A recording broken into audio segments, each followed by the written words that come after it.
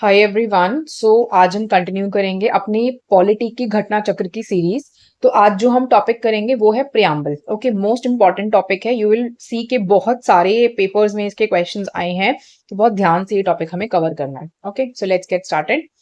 The first thing is the objective resolution was moved in the Constituent Assembly on 13th of December 1946। ये date बहुत important है। आप देखोगे बहुत सारे क्वेश्चंस में पूछा गया है कि ऑब्जेक्टिव रेजोल्यूशन जो था कॉन्स्टिट्यूएंट असेंबली में कब मूव किया गया था। तो 13 दिसंबर 1946 को किसने मूव किया? By Pandit Jawaharlal Nehru, which was adopted by the constituent assembly on 22 January 1947। ठीक है, तो प्रेजेंट करने का डेट दिसंबर का है, लेकिन जो अडॉप्शन उसका किया असेंबली ने वो 22 जन 1947 को किया था। Then next up we have, ये जो रेजोल्यूशन था ये फाउंडेशन बन गया था प्रियम्बल का।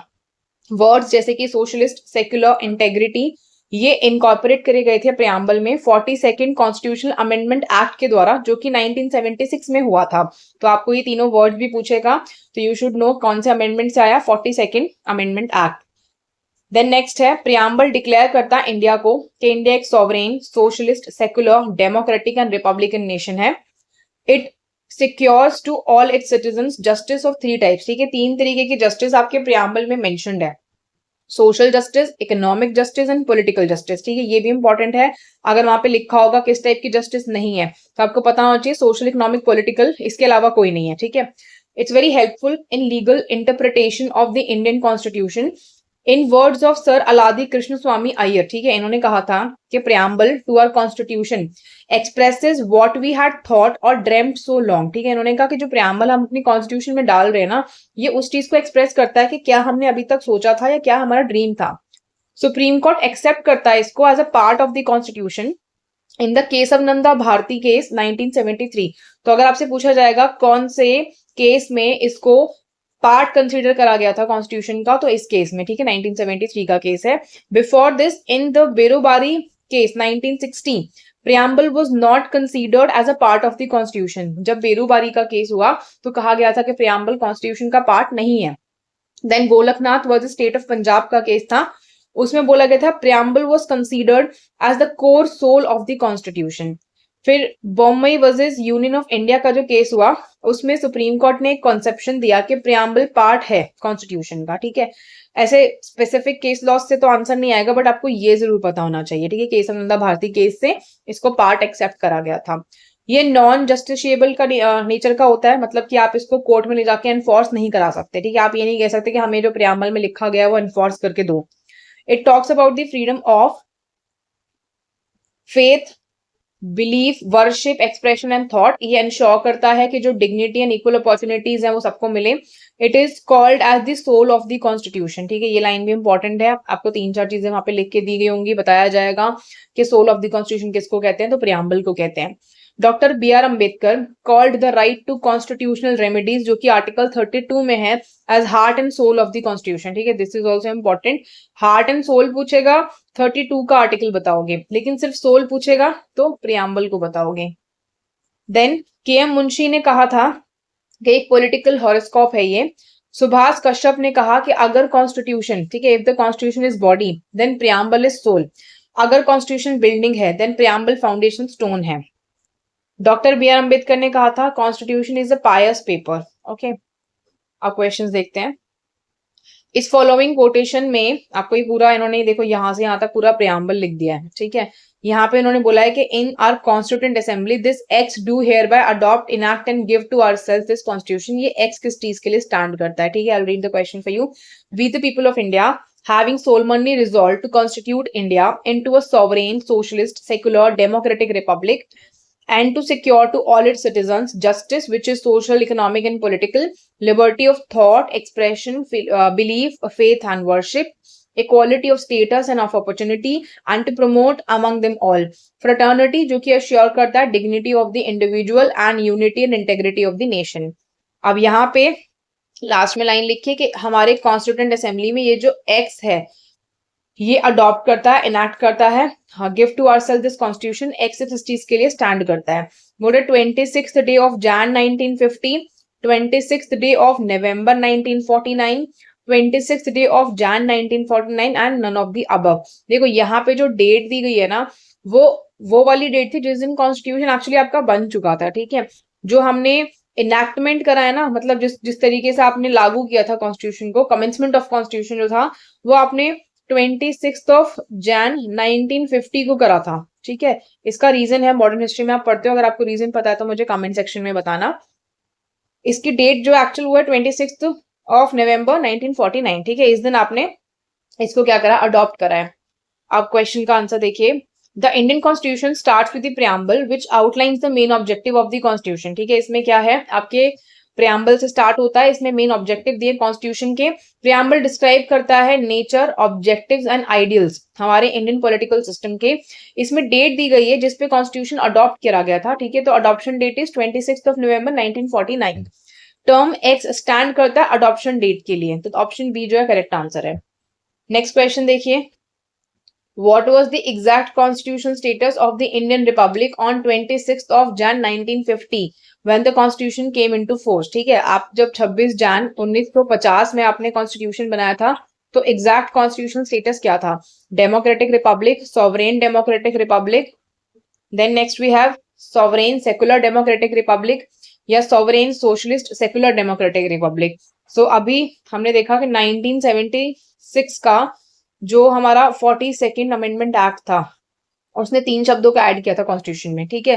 तो अब 1976 में ये वर्ड्स ऐड हुए हैं, तो ऑफ कोर्स सी बात है ये उस टाइम 50 में तो रहे नहीं होंगे। So this is wrong, this is wrong, ठीक है। देन बचा के आपके पास democratic republic, sovereign democratic republic, ठीक है। वर्ड्स क्या ऐड हुए थे, I will show you here, socialist, secular and integrity, ठीक है। अब यहाँ पे देखो, डेमोक्रेटिक रिपब्लिक, ठीक है, सॉवरेन डेमोक्रेटिक रिपब्लिक, यहाँ पे डेमोक्रेटिक रिपब्लिक, तो ये था सॉवरेन डेमोक्रेटिक रिपब्लिक 1950 में। Then constitution of India came into force on 26th of Jan 1950। The exact constitutional status जो कि 26th ऑफ जैन 1950 को था, वो था sovereign democratic Republic. The word socialist, secular and integrity, इनको 42nd अमेंडमेंट एक्ट के द्वारा 1976 में ऐड करा गया था। Then what was the exact constitutional status of India on 26th of Jan 1950? It's a repetition। तो यहाँ पे भी सॉवरेन डेमोक्रेटिक रिपब्लिक, ठीक है। डेमोक्रेटिक रिपब्लिक नहीं है, सॉवरेन सेकुलर डेमोक्रेटिक रिपब्लिक नहीं है, क्योंकि यहाँ पे सेकुलर वर्ड आ गया। Sovereign socialist secular democratic Republic नहीं है, ठीक है। अगर ये 1976 के हिसाब से पूछेगा तो ये आंसर ठीक होगा। Then next is the words secular and socialist were added to the preamble of the Indian Constitution by, तो we know 42nd amendment से आया था ये, 39th नहीं है, 41 नहीं है, 44 नहीं है। Then by which name or names is our country mentioned in the Constitution? तो Constitution में इंडिया का नेम क्या मेंशन करा गया है? Bharat and India, Bharat only, Hindustan and India, Bharat, Hindustan and India. तो वी नो हम लिखते हैं इंडिया दैट इज भारत, ठीक है। तो भारत एंड इंडिया दोनों ही नाम दिए हैं। There was no unanimity in the Constituent Assembly about name of the country। यहाँ पे कुछ मेंबर्स ने सजेस्ट करा ट्रेडिशनल नेम भारत यूज करने के लिए, बाकी अदर्स ने एडवोकेट किया मॉडर्न नेम इंडिया। तो जो कॉन्स्टिट्यूशन ऑफ इंडिया है उसमें दोनों ही चीजें लिखी गई हैं। आर्टिकल 1 के हिसाब से हम पढ़ते हैं, India that is Bharat shall be a union of states. Then next is in context of preamble of the Indian constitution which of the following sequence is correct? तो प्रियम्बल में किस सीक्वेंस में आपको ये वर्ड दिए गए हैं? Republic, people's, democratic, secular, socialist, universal या sovereign? Then next is sovereign, socialist, democratic, people's, secular, republic, sovereign, socialist, people's, democratic, secular, socialist, republic, sovereign, socialist, secular, democratic, republic, ठीक है। तो यही वाला आंसर ठीक है कि पहले सॉवरेन दिया है, फिर सोशलिस्ट दिया है, then secular, then democratic, republic. Okay, so D is the correct answer. ये सीक्वेंस डेफिनेटली पता होना चाहिए। Then preamble of the Indian Constitution as amended by 42nd Amendment Act 1976 में वो ये कहते हैं कि we the people of India having solemnly resolved to constitute India into a sovereign socialist secular democratic republic। जो word people है वो mention नहीं है preamble में Indian Constitution में, ये particular word जो है mention करा गया था Constitution of China में, ठीक है, यहाँ पे नहीं है। So option D correct answer है। Then next question, which of the following words is not mentioned in the preamble of the Constitution of India? Sovereign, secular, democratic, federal। तो वो अभी नो ये तो है तीनों के तीनों फेडरल नहीं है, ठीक है। D is the correct answer. अब यहाँ पे पूरा प्रियम्बल लिखा है, I am not going to read it again क्योंकि हम सेम चीज पढ़ चुके हैं। सो ये सेम चीज लिखी है, यहाँ पे बस लिखा है, फेडरल वर्ड मेंशन नहीं है। Okay, we have to save a lot of time जब घटना चक्र रीड करना है, रेपिटेशन में नहीं पढ़ना। In which form is India declared in the preamble of Indian constitution? Indian constitution में इंडिया को कैसे डिक्लेयर करा गया? Sovereign democratic republic, socialist democratic republic, sovereign socialist secular democratic republic. तो ये सी है, ये सारी चीजें मेंशन्ड है। Then consider the following words, इसमें से बोला गया है करेक्ट सीक्वेंस बताओ वर्ड्स का प्रियम्बल में। Socialist, sovereign, democratic, secular. So we know पहले आता है सॉवरेन, देन आता है सोशलिस्ट, उसके बाद में सेकुलर, देन डेमोक्रेटिक। ठीक है, ऐसे याद रख लो कि सॉवरेन पहले आता है, डेमोक्रेटिक बाद में है। इसके सीक्वेंस में ऐसे याद रखना कि सोशलिस्ट उसके बाद सेकुलर। तो सी ए डी बी आंसर है। Then which of the following words have been added to the preamble 42nd Amendment Act के द्वारा? तो we know socialist word add हुआ था, integrity word ऐड हुआ था, ठीक है, sovereign word ऐड हुआ था, so sorry secular word add हुआ था, so 1 and 3 is the correct answer, socialist and secular, और उसके अलावा integrity। तो ग्राम स्वराज नहीं है, आपको इतना भी पता है कि सेकंड नहीं हुआ, सेकंड के ऑप्शंस कट कर लो, आंसर अपने आप आ जाएगा, राइट। नेक्स्ट देखिए, which of the following describes India as a secular state? इनमें से कौन सी चीज इंडिया को as a secular state describe करती है? Fundamental rights, preamble to the constitution, 9 schedule, DPSP. So preamble में दिया हुआ है सेक्युलर स्टेट इंडिया को, फंडामेंटल राइट्स में नहीं दिया, 9 शेड्यूल में नहीं दिया, एंड डीपीएसपी में नहीं दिया। Then preamble of the constitution contains the word secular which was added in the preamble by 42nd amendment act 1976, thus ये डिक्लेयर करता है इंडिया को कि सेक्युलर स्टेट है।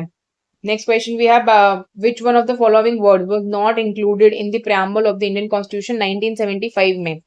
So fraternity, equality, sovereign, integrity. So we know integrity word नहीं था क्योंकि ये बाद में ऐड हुआ है।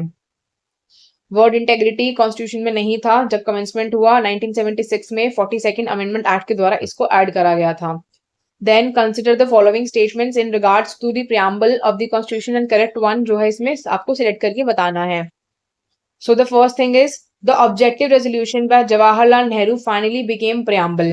It is non justiciable, it can be amended, preamble can not override the specific provisions of the constitution. तो इसमें थोड़ा ध्यान से ऑप्शंस को देखिए कि ऑब्जेक्टिव रेजोल्यूशन फाइनली जो था प्रियम्बल बना क्योंकि वो नेहरू जी लेकर आए थे, तो ये तो ठीक है, ठीक है। नॉन जस्टिशिएबल है, ये भी हमें पता है। आप इसको अमेंड नहीं कर सकते, ये चीज गलत है। आप जब लक्ष्मीकांत में ये चैप्टर पढ़ोगे ना, यू विल सी कि इसका अमेंडमेंट एक बार हुआ है, ठीक है। अभी भी आपने पढ़ा कि 42nd अमेंडमेंट से हमने इसमें वर्ड्स ऐड किए, मतलब अमेंड तो कर सकते हो। तो थर्ड गलत है, थर्ड के ऑप्शंस कट कर लो, you will arrive at 2 options, मतलब 1 and 2, 1, 2 and 4। आपको 4 पे जजमेंट लेना है अपने आंसर में कि preamble can not override the specific provisions जो कॉन्स्टिट्यूशन में दिए हैं। तो ये चीज ठीक है कि ये आपके कॉन्स्टिट्यूशन के प्रोविजंस को ओवरराइड नहीं कर सकता। तो 1, 2 and 4 आंसर है। Then see the explanation, objective resolution जो नेहरू जी ने मूव किया था 13th of December 1946 को was unanimously adopted by the Constituent Assembly on 22nd Jan 1947। Letter ये जो रेजोल्यूशन था ये फाउंडेशन बना प्रियम्बल का। जो सुप्रीम कोर्ट ने केशवानंदा भारती केस में बोला कि प्रियम्बल जो है ना कॉन्स्टिट्यूशन का, आप उसको यूज कर सकते हैं एक्सप्लेन करने के लिए ambiguous area of the constitution का।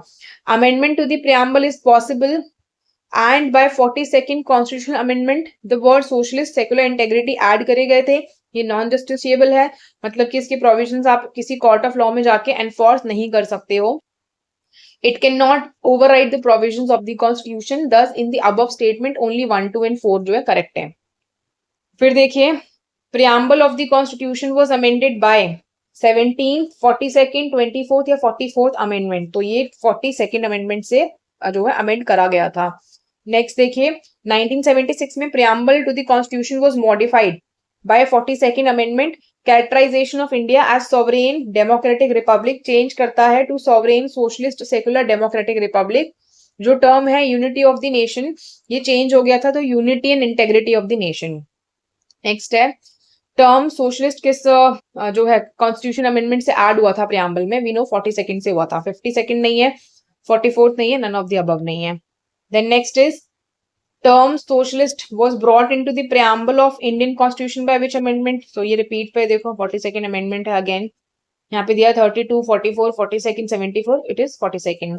देखो प्रियम्बल में आपको बहुत रेपिटेशन मिलेगा, ठीक है। तो जो क्वेश्चन थोड़े ऐसे है ना कि थोड़े से ट्रिकी आपको लग रहे हैं, सिर्फ उनके नोट्स बनाना, ठीक है, सारे नोट्स बनाने की जरूरत नहीं है।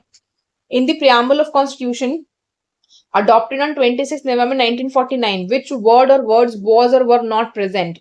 Socialist, integrity, secular, republic. ठीक है, तो इन्होंने बोला कि 49 में कौन से वर्ड्स प्रेजेंट नहीं थे, तो आपको पता है कि सोशलिस्ट, इंटेग्रिटी और सेकुलर ये सब तो बाद में डाले गए हैं।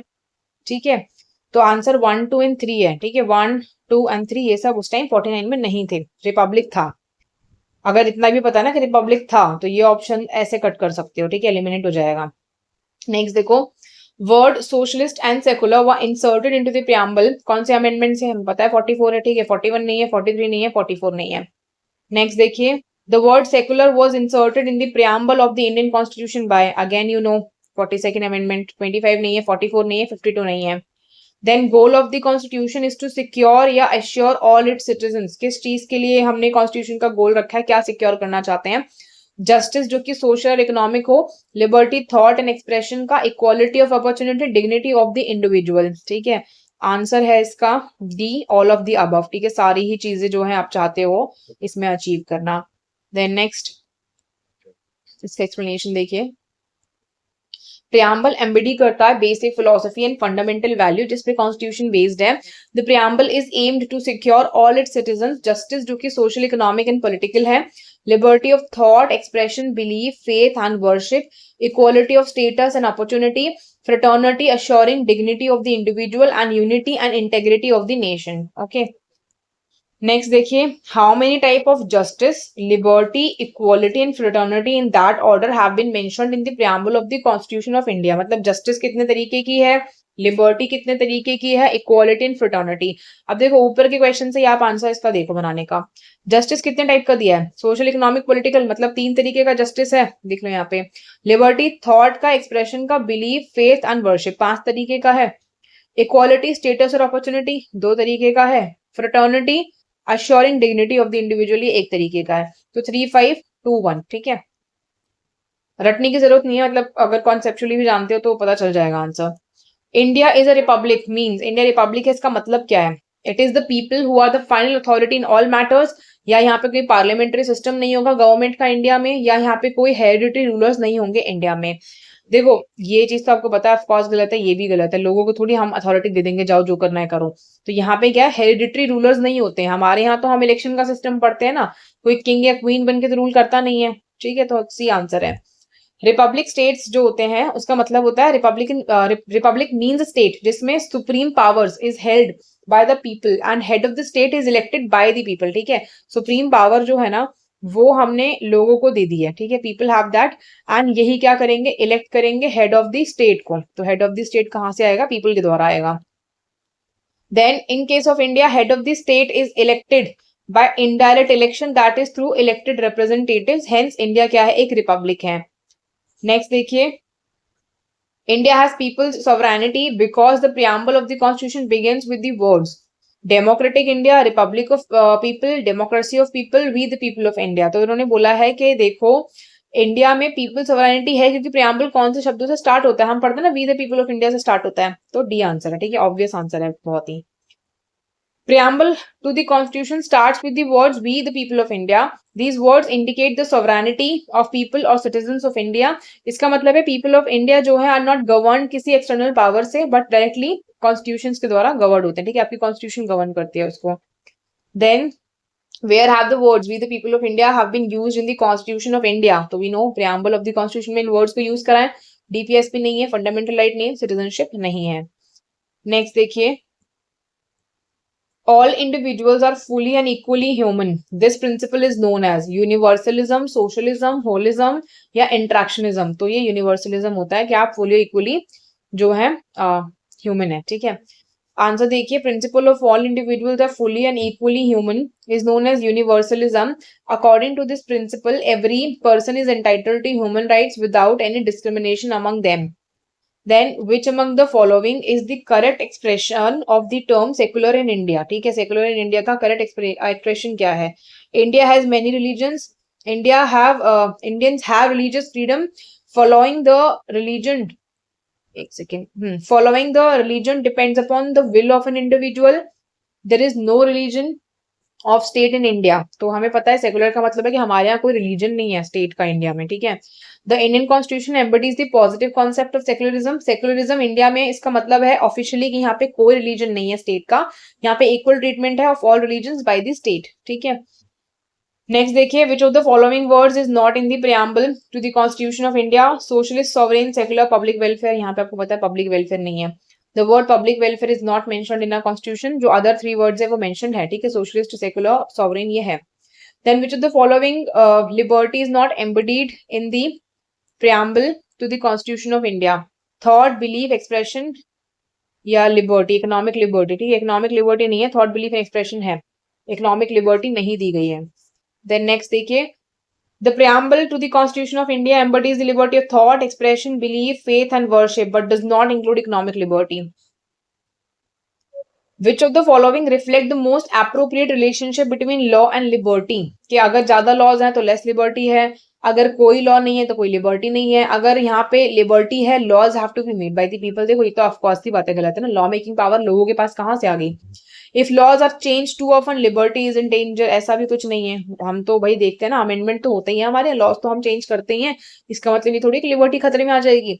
ज्यादा लॉज होंगे तो लेस लिबर्टी होगी, या नो लॉज तो नो लिबर्टी, भाई अगर कोई लॉ ही नहीं होगा तो आपको लिबर्टी कहाँ से मिलेगी, तो बी इज द आंसर, ठीक है। ऐसे जो थोड़े कॉन्सेप्चुअल थिंकिंग के क्वेश्चन है इसमें ध्यान से सोचा करो, एकदम मतलब अब्सर्ड आंसर टिक मत करना, एक्सट्रीम स्टेटमेंट टिक मत करना। हमारे पास यहाँ पे दिया है कि the two are not at odds with one another, rather they complement one another. Liberty only comes as a result of established laws. When there are no laws to protect or provide freedom and liberty, violations जो same चीज के वो होते हैं, hence option B becomes the right answer. Then next देखिए, which among the following is not mentioned in the preamble to the Constitution of India? Social justice, political justice, economic justice, religious justice. देखो social, political, economic है, जो नहीं है वो क्या है, religious justice. Preamble to the Constitution of India mention justice जो कि social, economic, political है, whereas the word religious justice is not present in the preamble. Next देखते हैं, in the preamble to the Indian Constitution which justice is provided to all its citizens? Social, religious, political, social, economic, cultural, social, political, cultural, social, economic, political, तो ये answer है social, economic, political, ठीक है। जो लोग ARO की तैयारी कर रहे हैं ना वो भी देख लो, ये क्वेश्चंस आए हुए हैं, ठीक है। Next let's C, which one of the following objective is not embedded in the preamble to the Constitution of India? Liberty of thought, economic liberty, तो अभी repetition देख लो, economic liberty ऊपर ही पढ़कर आए हो, liberty of expression, liberty of belief, तो B answer है economic liberty, ठीक है, वो नहीं है embedded. Preamble to the Constitution of India aims to secure all of its citizens liberty of thought, expression, belief, faith, and worship, besides social, economic, political justice and equality of status and opportunity. Thus, it is clear that economic liberty is not included in the preamble to the Indian Constitution. Then next is, which one of the following is true in relation to the preamble of Constitution of India? ठीक है, इसमें से कौन सी चीज true है in relation में कि preamble जो है उसके बारे में, कि word socialist and secular part नहीं थे preamble के on the enforcement of constitution 1950 में, ठीक है, कि 50 में जब एनफोर्समेंट हुआ तो ये इसके पार्ट नहीं थे, ये हमें पता है, ठीक है, क्योंकि हमने उसको 1976 में ऐड हुआ, ठीक है, ये बाद में आया है। बोला गया above mention words were inserted by amendment 1977, no it is wrong, हमने पढ़ा कि 1976 में आए थे, कि above mention words were inserted 1985 में and these two words are not part of the preamble, ठीक है, ये सब तो गलत है, सो A is the right answer. Next देखते हैं, the words socialist and secular were not part of the preamble to the Constitution of India at time of its commencement 1950 में, ये जो words हैं 42nd amendment 1976 से ऐड किए गए थे, तो ऑप्शन ए जो है करेक्ट आंसर है।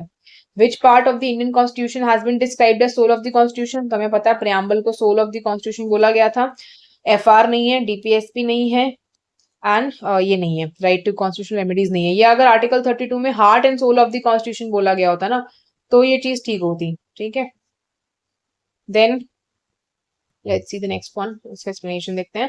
Preamble of the Constitution is called the soul of the Constitution. KM Munshi जो कि एक मेंबर है ड्राफ्टिंग कमेटी के, वो preamble को डिफाइन करते हैं कि हॉरोस्कोप है हमारे सॉवरेन डेमोक्रेटिक रिपब्लिक का।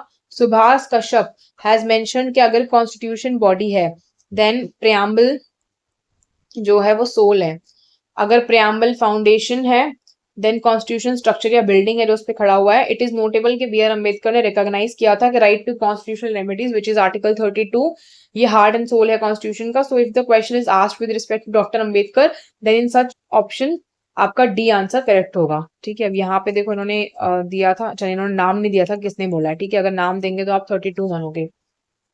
Then who among the following call the preamble of Indian constitution के ये हॉरोस्कोप है हमारे सॉवरेन डेमोक्रेटिक रिपब्लिक का. तो ये के एम मुंशी ने कहा था. ठीक है, नेहरू जी नहीं है, पटेल नहीं है, अंबेडकर नहीं है एंड गांधी जी नहीं है. ठीक है, देन नेक्स्ट देखते हैं. who has termed constitution a sacred document. तो ये doctor B R Ambedkar ji ने बोला था, महात्मा गांधी जी ने नहीं बोला, दीनदयाल उपाध्याय जी ने नहीं बोला, मोहम्मद अली जिन्ना ने नहीं बोला. ठीक है, now see for Bhimrao Ambedkar 1947 में चेयरमैन बनते ड्राफ्टिंग कमेटी के कॉन्स्टिट्यूएंट असेंबली ऑफ इंडिया के. अंबेडकर एक स्टॉन्च कॉन्स्टिट्यूशनलिस्ट थे. ही बिलीव्ड कि गवर्नमेंट जो है वो कॉन्स्टिट्यूशनल होनी चाहिए and that constitution must be treated as basic and sacred document. ठीक है, next let's see. In which of the following cases Supreme Court held that preamble forms part of the Constitution? तो किस में बोला गया कि पार्ट है, तो हमें पता है. इसमें देखो ऑप्शन क्या दिए. Union of India versus doctor Koli, Banarasi Das versus state of UP, Bombay versus state of union of India and Malak Singh versus state of Punjab. तो ये यहाँ पे देखो, यहाँ पे केसरनंदा भारती तो लिखा नहीं है, वैसे तो हम वही केस पढ़ते हैं. तो यहाँ पे हमें पता है Bombay versus union of India में भी सेम चीज ही बोली गई थी. ठीक है, तो ये वाला ऑप्शन है यहाँ पे करेक्ट. तो बोला गया S R Bommai versus union of India 1994 में सुप्रीम कोर्ट ने कहा कि प्रियम्बल इंटीग्रल पार्ट है कॉन्स्टिट्यूशन का. और Kesavananda Bharati versus state of Kerala 1973 का जो केस था उसमें एक 13 जज बेंच बैठा सुप्रीम कोर्ट का, उसने आउटलाइन किया बेसिक स्ट्रक्चर डॉक्ट्राइन कॉन्स्टिट्यूशन का. Then in which case did supreme court first declare कि प्रियम्बल पार्ट नहीं है. तो हमने पढ़ा सबसे पहले ना बेरूबारी का जो केस था उसमें बोला गया था कि प्रियम्बल पार्ट नहीं है. सज्जन सिंह का केस नहीं है, गोलकनाथ नहीं है, केसरनंदा भारती नहीं है. Then see the explanation. Berubari case 1960 supreme court of India declared that preamble is not an integral part of the Indian constitution. Then next है. In which of the following cases the Supreme Court regarded preamble as a part of the basic structure of the Indian Constitution? ठीक है, हमें पता है केसरनंदा Bharti case में बोला गया था. बेरूबारी नहीं है, प्रीवी पर्स नहीं है, ए के गोपालन केस नहीं है. देन देखो यहाँ से रिवर्स इंजीनियरिंग ये करना कि जो केसेस यहाँ पे दिए हुए हैं ना उनमें क्या बोला गया था, you should know that as well. ठीक है, preamble was regarded as a part of the basic structure. ठीक है, प्रियम्बल को बेसिक स्ट्रक्चर डॉक्ट्राइन का पार्ट बोला गया था इंडियन कॉन्स्टिट्यूशन के सुप्रीम कोर्ट के द्वारा केशवनंदा भारती केस में. Then consider the following and arrange these in chronological order. Golaknath case, Kesavananda Bharati case, 24th constitution amendment and 42nd. अब देखो यू नो गोलकनाथ का केस 1967 में पढ़ा हमने, केशवनंदा भारती 1976 में पढ़ा. अब आपको कंफ्यूजन होगी 24th अमेंडमेंट में 42nd वाला यू नो 1976 है. ठीक है, अब ये ऑफ कोर्स की बात है 24th इसके पहले ही आया होगा, है ना. सबसे फर्स्ट क्या हो गया हमारा, फर्स्ट वाला हो गया. अब इसमें और इसमें क्या ईयर सेम है तो हमें मंथ वाइज शायद से पता होना चाहिए था. अब ये ऑफ कोर्स की बात है इसके पहले होगा तो माइट भी इसके इन दोनों की ईयर के पहले हो. तो अब यहाँ पे ये 1 के बाद 3 हो सकता है.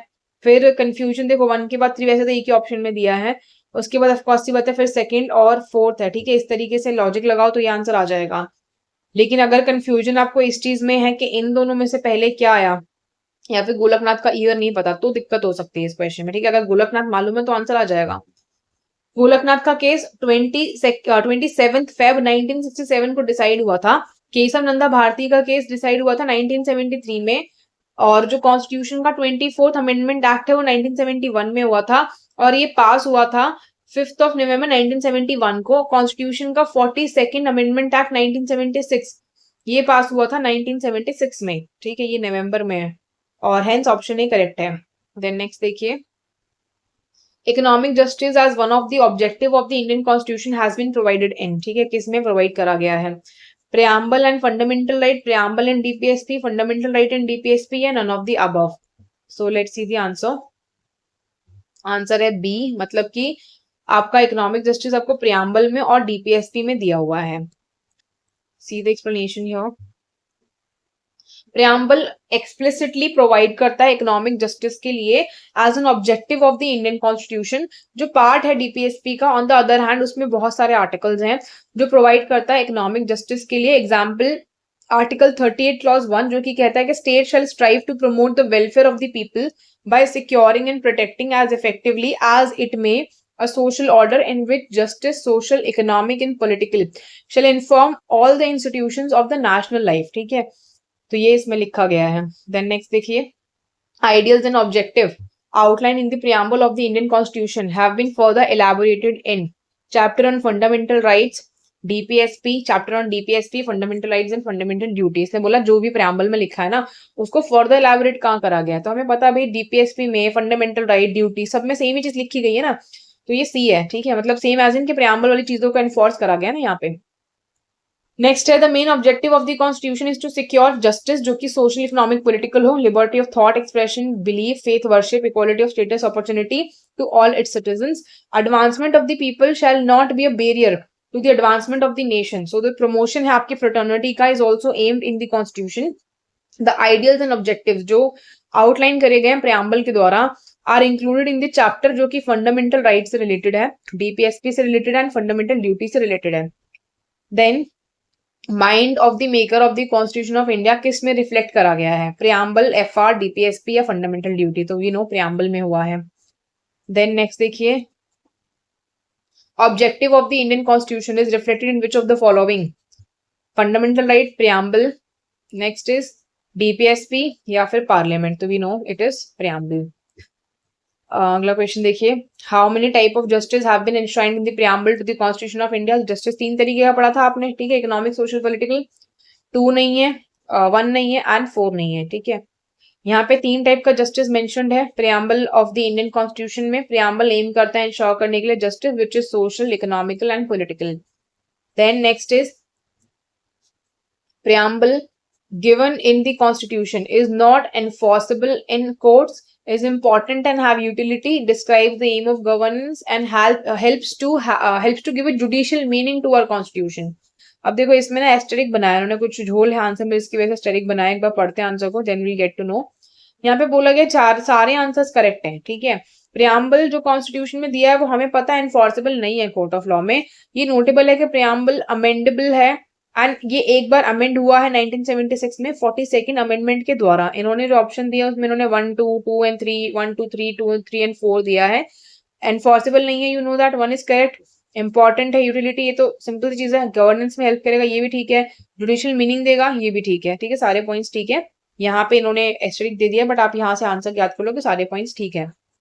नेक्स्ट देखो, what is the legal nature of the preamble of the constitution. legal nature क्या है, enforceable है, non enforceable है, may be enforced in special circumstances या none of the above. तो हमें पता है enforceable नहीं है court of law में. which of the following factor constitute the best safeguard of liberty in a liberal democracy. तो इनमें से कौन सा फैक्टर जो है सबसे सही सेफगार्ड एक तरीके से लिबर्टी का लिबरल डेमोक्रेसी में. एक committed judiciary, centralization of power या फिर इलेक्टेड गवर्नमेंट या फिर सेपरेशन ऑफ पावर. देखो इलेक्टेड गवर्नमेंट से कुछ नहीं होगा, जुडिशरी अगर कमिटेड है उससे भी कुछ नहीं होगा. देन एक और ऑप्शन क्या था, सेंट्रलाइजेशन ऑफ पावर, तो ऑफकोर्स ये होता है पावर कॉन्सेंट्रेट एक हाथ में करेगा. तो इसमें क्या है, separation of power is the correct answer. Liberal approach का मतलब होता है ये इनहेरेंट है डेमोक्रेसी में, जितने भी फॉर्म्स ऑफ पावर है ना वो रूटेड है विल ऑफ द पीपल में. ये जो अप्रोच है एनहांस करता है रूल ऑफ लॉ को as one of the basic foundations of democracy. ये अफर्म करता है कि जो सेपरेशन ऑफ पावर्स है एज अ व्हीकल उनके रेस्ट्रेंट के लिए, और प्रमोट करता है इंडिविजुअल के राइट्स एंड फ्रीडम्स को एज अ प्री रिक्वेसाइट उनके डिग्निटी के लिए. देन कमिटेड जुडिशरी, ये अगेंस्ट चला जाएगा गवर्नमेंट के पॉलिसीज के. सेंट्रलाइजेशन ऑफ पावर का मतलब है सेटअप करना in which decision making powers are concentrated in a few leaders. ठीक है, मतलब आपने डिसीजन मेकिंग पावर कुछ लीडर्स को दे दी at the top of the organisational structure that में लीड टू अथॉरिटेरियन टेंडेंसीज. ठीक है, अब कुछ लोगों के हाथ में पावर होगी तो ऑफकोर्स सी बात है ना, अथॉरिटेटिव नेचर हो जाएगा. Elected government is expected to ensure liberty but not the best safeguard to ensure liberty. Therefore जो बाकी के 3 आंसर्स है वो सही नहीं है. Then one of the implications of equality in society is the absence of privileges, competition, restraint या ideology. तो भाई प्रिविलेजेस नहीं होंगे तभी इक्वालिटी होगी ना. Principle of equality largely confine है test of eradicating special privileges पे.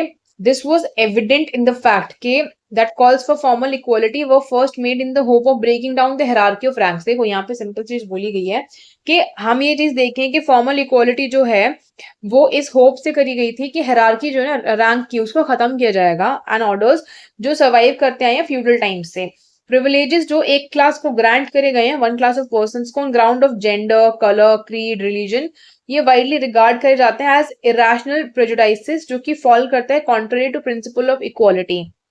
देन कॉन्स्टिट्यूशनल गवर्नमेंट का मतलब क्या होता है? देखो ये क्वेश्चन आप जो भी यूपीएससी की तैयारी कर रहे हो ध्यान से सुनना, इसका रेपिटेशन बहुत बार हो चुका है, ठीक है, मतलब 3 बार तो हो ही चुका है 2019 से लेके अब तक, तो आपको पता होना चाहिए इसके बारे में अच्छे से, मतलब किसी भी फॉर्म में आए ये क्वेश्चन गलत नहीं होना चाहिए कि कॉन्स्टिट्यूशनल गवर्नमेंट का मतलब क्या होता है। ये 2021 में पूछा है यहाँ पे, a representative government of a nation with federal structure, a government जिसका हेड नॉमिनल पावर एंजॉय करेगा, अ गवर्नमेंट जिसका हेड रियल पावर एंजॉय करेगा, या गवर्नमेंट जो कि टर्म्स ऑफ कॉन्स्टिट्यूशन से लिमिट होगी। अब देखो कॉन्स्टिट्यूशनल गवर्नमेंट का मतलब ये होता है कि कॉन्स्टिट्यूशन उसके पावर्स को लिमिट करेगा वहां पे, ठीक है, तो गवर्नमेंट जो कि लिमिटेड है टर्म्स ऑफ द कॉन्स्टिट्यूशन से। सो सीधा आंसर कॉन्स्टिट्यूशनल गवर्नमेंट या कॉन्स्टिट्यूशनलिज्म, ठीक है, ये इस नाम से भी पूछ सकता है, डिफाइन करता है गवर्नमेंट की अथॉरिटी को जो कि डिटरमाइन करा जाएगा एक बॉडी ऑफ लॉ के द्वारा या फिर कॉन्स्टिट्यूशन के द्वारा। Although constitutionalism is sometimes regarded as a synonym limited government के लिए, that is only one interpretation and by no means the most prominent one historically. The option D जो है correct है। Next चलते हैं last question. Which one of the following is correct? Social equality is not guaranteed in our constitution. Social equality already existed in our country.